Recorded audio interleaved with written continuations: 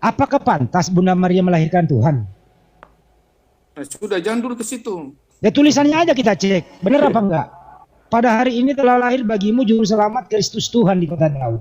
Apakah pantas manusia melahirkan Tuhan? Assalamualaikum warahmatullahi wabarakatuh. Alhamdulillah, berjumpa lagi di channel saya Arham Nagae. Seperti biasa, saya akan mendengarkan debat lintas agama antar Islam dengan Kristen. Ya, bagaimana keseruan debatnya? Langsung aja kita saksikan. Selamat menyaksikan. Alammu dengan segenap hatimu dan segenap jiwamu, dan kasihlah sesama manusia seperti dirimu sendiri. Itu hablum minannas saja, Bang. Hablum minallahnya apa hubungannya ke yang mengutus dia apa, Bang? Dia mengutus dia untuk dia melakukan misi. Apa misinya, itu, Bang? Ya, misinya apa ya? Salah satu misinya penebusan. Kenapa Abang buang pernyataan Yesus ya? Dengarlah wahai orang Israel, Tuhan Allah kita satu esa. Kenapa Anda buang itu, Bang? Saya tidak buang. Tadi kan saya mengatakan bahwa Allah Tuhan saya Allah, tapi Allah Tritunggal. Ya, jadi kalau begitu Abang Freddy setuju bahwa begini, ketika dulu, Bang, Yesus, jangan dibantah dulu, dengerin dulu. Yes. Jadi Abang setuju bahwa ajaran Yesus itu menyuruh menyembah kepada Allah atau Tuhan yang esa itu ya? Setuju ya, Bang? Setuju. Iya, setuju. Ya. Baik. Artinya ajaran Yesus tidak pernah menyuruh menyembah Trinitas, betul ya, Bang? Betul, ketika Yesus di dunia. Iya, dia sebagai manusia. Ya. Nah sekarang, setelah nggak ada Yesus, dari mana sumber ajaran Trinitas ini? Nah, setelah ajaran Trinitas itu muncul, ketika Yesus itu dia menyatakan bahwa dia diutus oleh Bapa di bumi. Setelah dia kembali ke surga, dia mengatakan bahwa waktu murid-muridnya merasa gelisah, dia mengatakan, nanti saya meminta kepada Bapa melalui namaku mengutus Roh Kudus untuk menjadi penghibur dan pengajar bagi kalian yang ada di bumi. Kemudian yang terakhir, sebelum dia naik ke surga, yang ini disebut dengan amanat agung, dia bilang, pergilah, baptislah mereka di dalam nama Bapa, Anak, dan Roh Kudus. Dari beberapa penjelasan yang ada ini, dia menunjukkan ada 3 pribadi di situ. Begini, Bang, kecuali Yesus. Jadi kalau misalnya begini, saya kalau misalnya hanya mengesahkan Bapa satu-satunya, maka saya membuang Yesus. Begitu, bro. Berarti Anda kan tadi begini, Bang. Dan itu dia unitarian. Begini, Bang. Anda tidak akan pernah membuang melupakan Yesus. Kalau Anda mengikuti ajaran Yesus seperti sebagaimana yang kita udah sepakati tadi. Kesepakatan kita ada 2 barusan, Bang. 1, Yesus itu adalah utusan. 2, Yesus itu diutus kepada domba yang hilang di Israel. 3, kata Yesus nih yang paling sah nih, nggak ada orang bisa nantang nih. Sembahlah Tuhan Allahmu satu-satunya yang esa itu. Dengarlah wahai orang Israel. Anda kan setuju juga itu. Nah kalau setuju dengan ini, Anda tidak akan pernah melupakan Yesus karena Anda mengikuti ajaran Yesus. Tapi kalau Anda menambahkan bahwa ada Trinitas, ini namanya Anda keluar daripada ajaran Yesus yang Anda sendiri tidak sadar. Karena apa? Ajaran tadi adalah ajaran tidak masuk akal. Masuklah kepada yang bisa masuk akal, Bang. Gitu loh. Bukan. Kalau misalnya kita mengikuti, ini kan Yesus waktu dia di bumi kan sebagai manusia. Tapi Bro Henry harus perhatikan ketika Yesus dia naik ke surga, dia menyampaikan pesan-pesan itu. Jadi di surga jadi Yesus di surga menurunkan lagi ajaran gitu. Bagaimana ini, Bro? Bukan waktu Yesus sebelum naik ke surga, dia kan memberikan pesan, dan pesan itu menjurus kepada Trinitas itu, Tritunggal itu. Dan ada tanda-tanda bahwa ada beberapa Yesus adalah dia itu ilahi, seperti Yohanes 1 ayat 1. Kemudian ada Bapa dan aku adalah satu. Itu tanda-tanda kemudian. Ini aja Bang, dipercepat.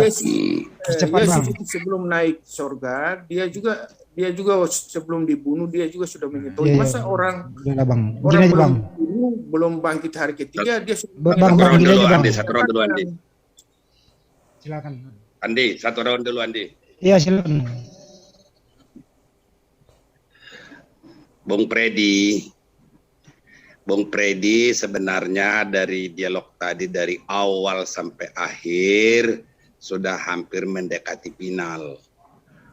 Bung Predi tolong dicamkan ya bagi kami Muslim. Kami ini adalah pengikut sejati Yesus. Saya ulang sekali lagi, Muslim itu pengikut sejati Yesus. Karena semua ajaran-ajaran daripada Yesus kami turutin dan kami lakukan. Kami adalah pengikut sejatinya.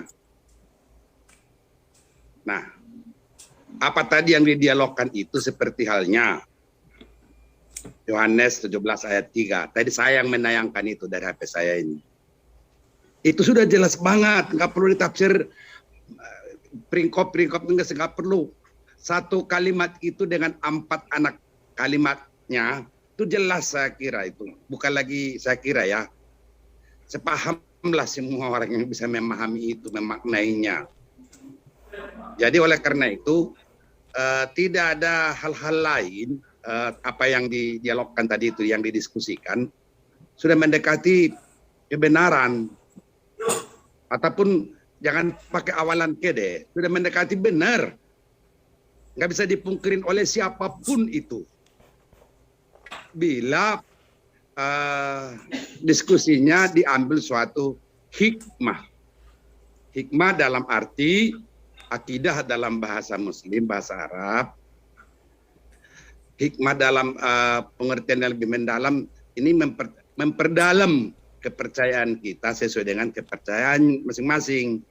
Demikian Bung Predi, sebelum kalian akhirin ditutup, lanjut Bang Andi Selebes. Ya, kembali ya Bang Predi. Anda tahu nggak Yesus mengajar di muka bumi itu? Boleh saya tanggapi sedikit tadi? Ya, silakan. Pak Rambe ya. Tadi Pak Rambe mengatakan bahwa kalian mengikuti Yesus. Kalau kalian mengikuti Yesus harus ada 2 yang kalian tidak ikuti. Yang pertama kalian tidak dibaptis. Yang kedua kalian tidak ikut perjamuan. Nah, itu saja. Silakan Pak. Baik. Untuk baptis ya bro. Yesus itu dibaptis bukan dikristenkan Yesus. Yesus itu dibaptis, tradisi Yesus dibaptis itu supaya dia sudah benar-benar mau dewasa mengikuti adat Yudaisme. Jadi baptis itu tradisi Yudaisme. Berbeda dengan baptis Kristen sekarang, orang Kristen dibaptis itu adalah saya langsung tanggapi sudah supaya jangan terlalu. Saya belum selesai kok dipotong gitu loh. Oke. Biasanya kalau orang bertanya jawabannya agak panjang dikit. Jadi baptis Yesus berbeda dengan baptis Kristen sekarang. Baptis Kristen itu mengikrarkan diri menjadi Kristen. Yesus dibaptis mengikrarkan diri sebagai Yudaisme. Beda bro. Gitu ya. Paham ya? Jadi untuk menjadi seorang muslim gak perlu dibaptis bro. Karena kami bukan Yudaisme. Jadi kalau kami dibaptis seperti Yesus, itu artinya kami ini Yudaisme. Kan itu intinya bro. Paham ya? Pelajari dulu apa makna Yesus dibaptis.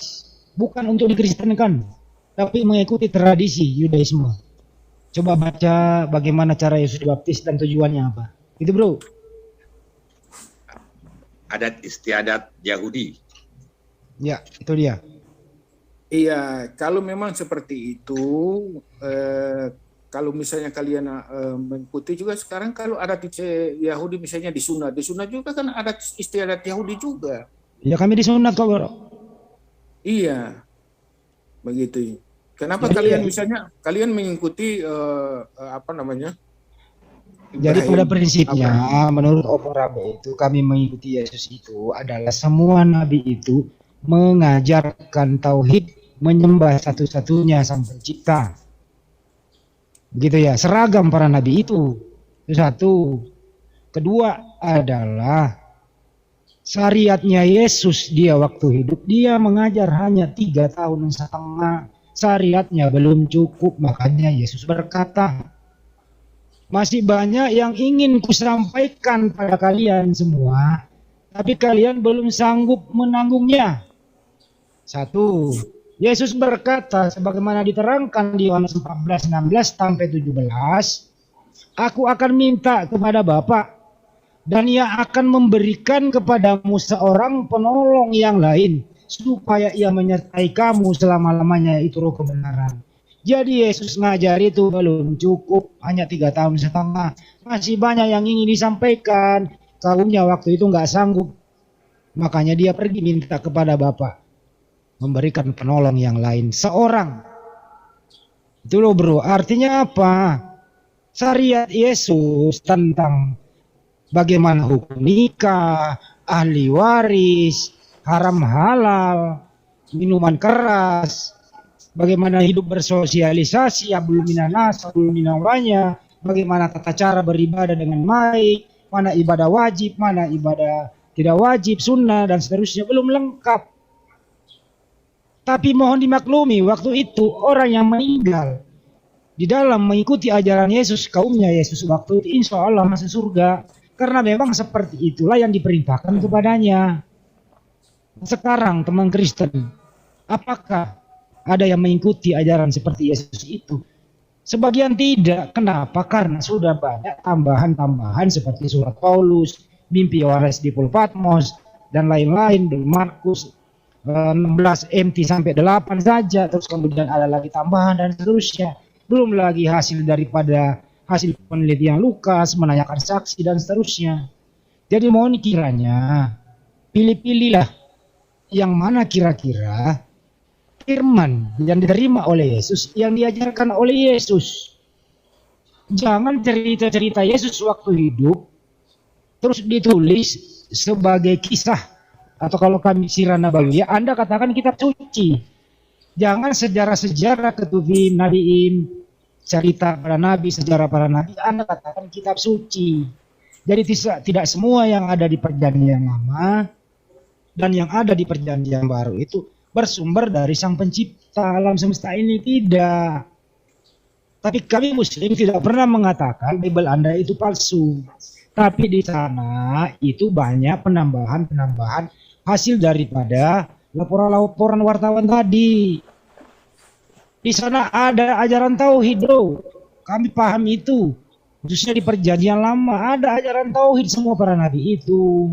Tidak ada yang mengajarkan Allah Tritunggal, nggak ada. Mudah-mudahan dimengerti, bro. Lanjut. Ya, jadi barangkali saya menanggapi dulu apa yang tadi Bro Handi mengatakan bahwa Alkitab kami itu sudah tidak semua firman Tuhan ya? Tidak semua. Saya berani bertarung, bro. Ya. Jadi begini, memang betul pemahaman firman Tuhan orang Kristen, pemahaman firman Tuhan orang Islam itu berbeda. Oh iya. Karena pemahaman firman Tuhan bagi orang Islam itu adalah firman yang dari Tuhan, kan begitu kan? Iya, benar lah, namanya firman Tuhan ya, firman dari Tuhan. Firman dari Tuhan. Ya, bukan firman dari Paulus. Iya, betul. Tetapi kenapa kamu harus mengerti dulu supaya saya jelaskan kenapa orang Kristen Alkitab itu disebut firman Tuhan? Karena Alkitab itu menceritakan tentang sang firman itu. Jadi disebut dengan firman Tuhan. Itulah perbedaan kita. Oke. Nah, yang kedua, Anda mengatakan bahwa tadi saya dengar bahwa Alkitab kami ditulis berdasarkan hasil penyelidikan dan lain-lain. Begitukah? Iya, begitukah? Betulkah? Betul. Betul. Ya. Memang itu betul, saya tidak menghindari. Coba mana Bung Handi percaya orang yang menyelidiki, orang yang dengan saksi mata dia menulis, terus yang satu dia hanya diam-diam duduk di tirai atau di dalam kamar, tiba-tiba dia keluar langsung sudah ada firman. Mana yang Anda lebih percaya? Boleh saya jawab? Boleh. Baik. Untuk urusan firman dari Sang Pencipta, nggak ada namanya hasil penyelidikan. Langsung dari Sang Pencipta melalui utusannya disampaikan. Murni, sumbernya satu. Kalau yang Anda tanyakan mana yang lebih valid laporan wartawan, dia hanya mengadakan penelitian di belakang meja atau dia langsung ke TKP, lebih akurat kalau langsung ke TKP atau menanyakan saksi. Nah, ini menurut Lukas 1 pasal 1 sampai 80 begitu. Saya hanya bacakan yang awalnya saja. Theophilus yang mulia, banyak orang telah berusaha menyusun suatu berita tentang peristiwa-peristiwa yang telah terjadi di antara kita, seperti yang disampaikan kepada kita oleh mereka yang dari semula adalah saksi mata dan pelayan firman. Karena itu setelah aku menyelidiki segala peristiwa itu dengan seksama dari asal mulanya, aku mengambil keputusan untuk membukukan dengan teratur bagimu. Artinya adalah Lukas ini mengadakan penelitian. Betul. Satu. Dua, menanyakan saksi mata. Ya. Bukan dia menjadi saksi mata. Betul, betul. Jadi saksi mata ini ditanya, kamu dari mana? Dari nonton bola. Dia tanya berapa skornya, apa lawan apa. Lukas menulis, tapi Lukas nggak menonton pertandingan itu. Paham ya? Oke. Oke. Terus kemudian lanjut satu langkah dulu biar ada endingnya. Satu langkah. Setelah Lukas habis itu, contoh ambil Lukas 2 nomor 11. Pada hari ini telah lahir bagimu juru selamat Kristus Tuhan di kota Daud. Nah ini langsung nulis nih Lukas. Kita cek. Kita cek sebagaimana pendahuluan Lukas. Apakah Lukas langsung meneliti atau ada di TKP Bunda Maria melahirkan? Tentu tidak. Saksi siapa yang ditanya Lukas sehingga dia berani menulis begini? Kita cek di TKP. Waktu Bunda Maria melahirkan di kota Daud, yang ada dia hanya berdua antara Bunda Maria dengan tunangannya Yusuf. Apakah ada saksi pernah menanyakan langsung kepada Bunda Maria? Apakah ada saksi pernah menanyakan kepada Yusuf sehingga Lukas menanyakan saksi itu? Tentu nggak ada sanadnya, nggak bisa ditelusuri bro. Artinya kalau ini data mau dimasukkan kategori firman Tuhan, bagaikan bumi dan langit. Apalagi mau dijadikan sebagai berita akurat, saya kalau pimpinan redaksi saya tidak akan terbitkan ini. Kenapa? Karena ini nggak akurat, bisa pembohongan publik. Begitu bro. Oke, jadi begini, saya akui itu dia, bahwa Lukas ini dia bukan murid Yesus langsung, tetapi dia ini adalah muridnya Paulus, karena dia seorang tabib, seorang dokter, dan dia selalu mengikuti kepada Paulus untuk melakukan penginjilan, dan dia melakukan penelitian, dia menulis berdasarkan saksi mata. Jadi ada, bukan dia istilahnya duduk di dalam kamar langsung dia menulis sedikit, tidak ada saksi mata, tidak ada ini seperti maaf saja kalau wahyu itu kan tidak ada saksi mata, bisa bohong kan? Wahyu itu kan kita percaya kepada, kalau kita percaya wahyu itu dipercaya bagi orang yang percaya, tetapi saya lebih percaya kepada hasil penyelidikan dan ada saksi mata yang dia menulis. Tanpa saksi mata itu sulit untuk dipercaya. Contoh, misalnya sekarang ini saya mau menulis tentang G30 SPKI. Tentu yang orang yang terlibat di dalam G30 SPKI itu mungkin mereka sudah meninggal. Nah, bagaimana cara supaya saya menulis mendapatkan data-data itu? Maka saya mencari kepada orang-orang yang masih hidup, yang mungkin keturunannya, anaknya, saudara-saudaranya. Saya menulis seperti itu. Bukan saya diam-diam di dalam kamar, terus saya ambil pena, langsung menghayal, langsung menulis. Mana lebih Anda percaya coba? Anda penulis yang ada saksi atau hanya diam-diam langsung datang? Dia datang bahwa ini adalah firman Tuhan. Bro, apa bedanya? Mana yang lebih Anda percaya? Saya jawab. Apa bedanya firman Tuhan dengan hasil reportase wartawan? Bedanya apa, bro? Tadi kan saya sudah katakan bahwa orang Kristen menyebut firman Tuhan itu adalah, kenapa Alkitab itu disebut firman Tuhan? Karena Alkitab itu menceritakan tentang sang firman itu. Berbeda dengan Al-Quran. Jadi reportase satu-satu adalah aja. perkataan Tuhan. Jadi reportase wartawan bisa dikatakan firman Tuhan. Nah, berbeda wartawan yang di sana. Ini kan yang di Lukas ini Alkitab wartawan, kan, bro. Ini menyelidiki loh. Iya, betul, dia menyelidiki. Masa Namanya tanpa menyelidiki Anda percaya? Jadi hasil penyelidikan Lukas ini Anda katakan firman Tuhan, betul? Dia betul, Oh, karena baik. dia di dalam kitab itu. Ya, kalau ada kesalahan, Dia masuk dalam kanon itu. Kalau ada Daripada kalau jadi ada begini, kesalahan, kalau ada kesalahan gimana jawab? Bro? Kalau ada saya kesalahan lebih bagaimana? percaya yang menyelidiki daripada tanpa menyelidiki. Ya, kalau Langsung ada datang kesalahan langsung gimana, bro? menyatakan seperti itu. Kalau ada Hah? kesalahan bagaimana? Kalau ada kesalahan? Ada kesalahan di mana?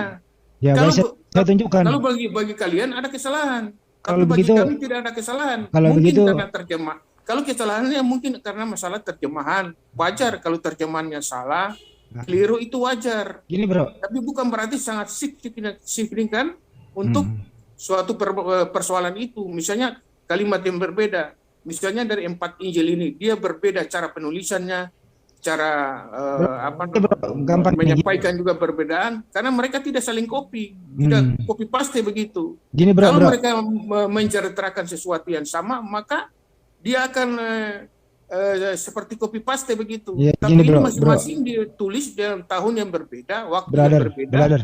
dengan ditujukan yang berbeda. Kira-kira begitu, Ya. Bro. Kitab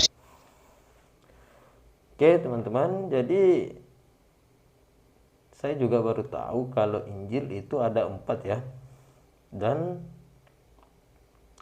kalau kita di sini mendengarkan tadi pembahasan dari debater Kristen, kalau dia bilang itu hasil penelitian Lukas dan itu dia jadikan firman, saya mungkin itu berbeda dengan di umat Islam ya, khususnya di Al-Quran ya. Kalau maksud dia tadi mungkin dia, kalau kita di Islam mungkin itu seperti hadis ya, bukan firman Tuhan ya. Oke, kita lanjut lagi. suci itu tidak mungkin salah, itu satu. Ya, Lukas ini menulis, dia tidak ada di TKP. Dia hanya menanyakan saksi yang menyaksikan di TKP. Beda, bro. Iya, Jadi betul itu tidak usah saya terima itu dia. Seperti tadi kan saya bilang. Saya dengerin dulu, saya dulu yang ngomong, belum gantian. Jadi Lukas ini ada saksi yang pernah, itu tadi kan nonton sepak bola, dia tanya skornya berapa, yang mainnya apa, dia tulis. Itu bukan firman Tuhan, ini berita. Ya, berita Yesus gitu loh. Nah, Iya, sekarang itu, ini, ya dengerin dulu. Ya, saya katakan dulu.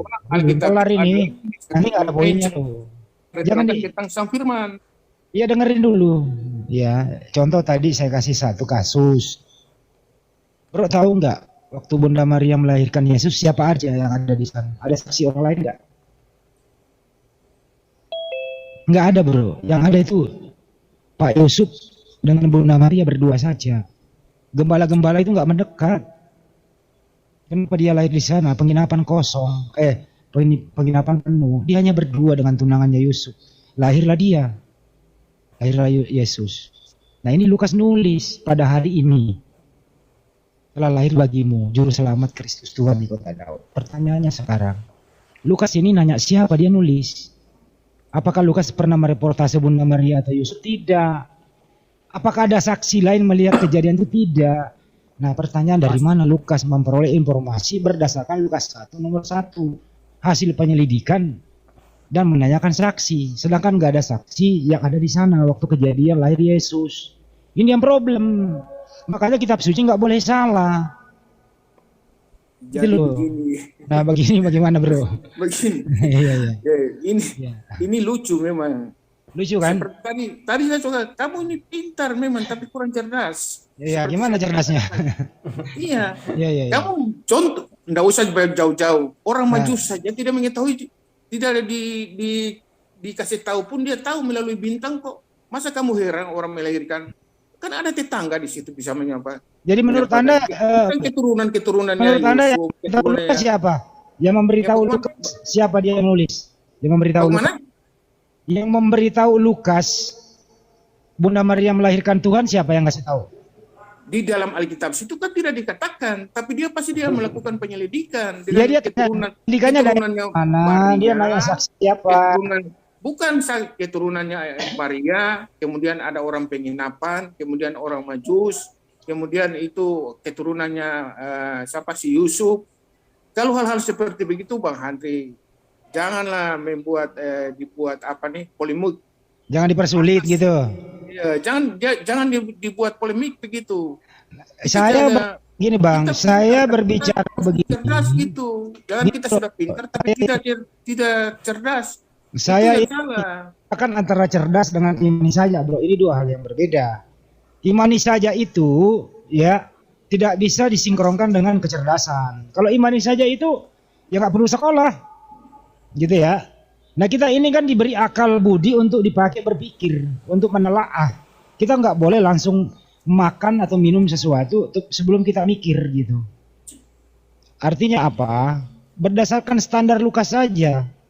Dia itu menulis berdasarkan menanyakan saksi mata dan penyelidikan. Skripsi saya lebih bisa dipercaya daripada tulisan Lukas 2:11 ini. Saya masih ada sumber pustaka. Saya ada angket. Saya langsung ke lokasi. Iya, betul. Setelah dia enggak, Lukas tidak TKP. Tidak ada angket yang dilampirkan dalam sebuah skripsi kan? Ya dengerin dulu. Jadi begini. Lukas begini, Bang Handri. Akhir dari saya 1 menit. Lukas tidak ada di TKP Bunda Maria melahirkan 1. Ya, tidak ada saksi lain Bunda Maria melahirkan 2.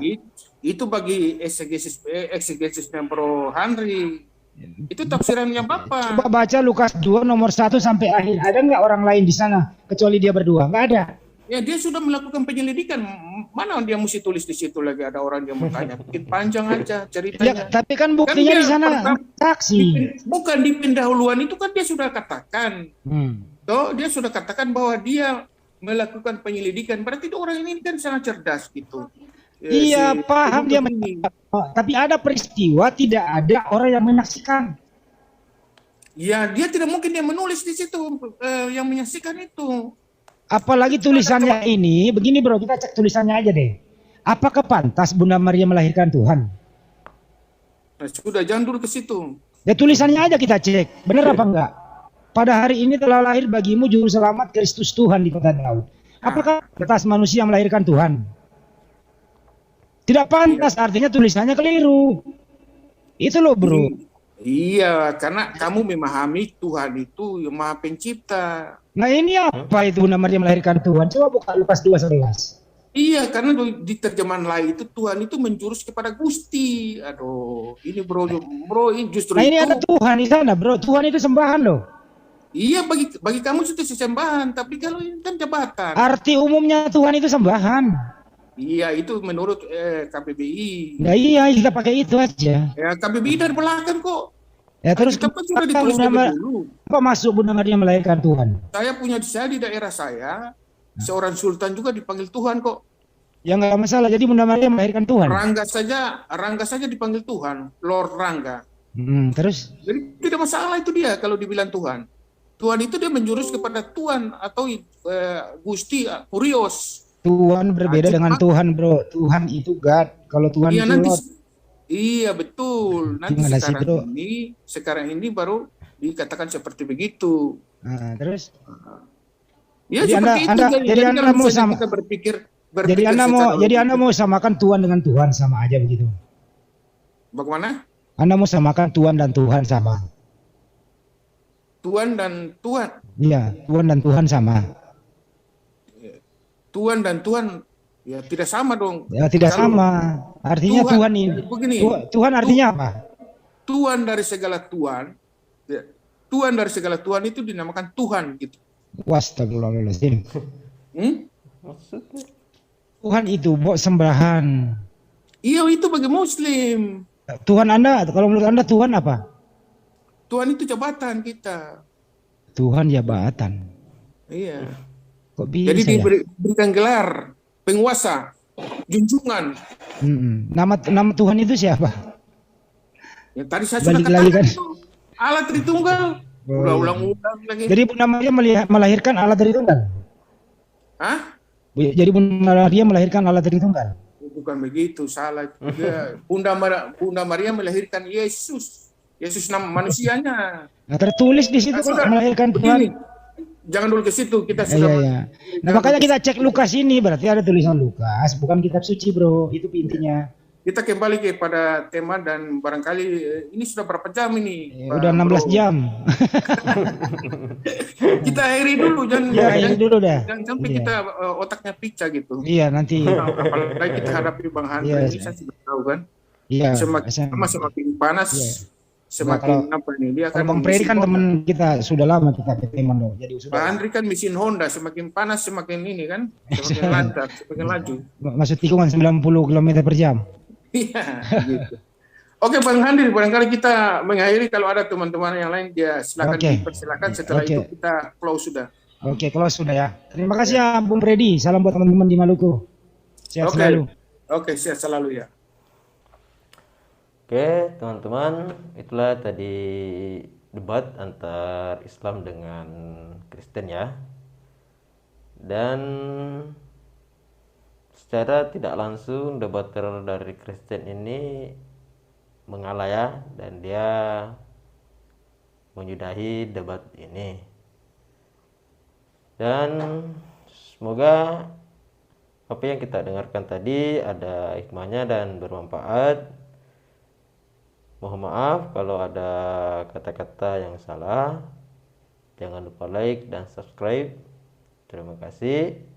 Assalamualaikum warahmatullahi wabarakatuh.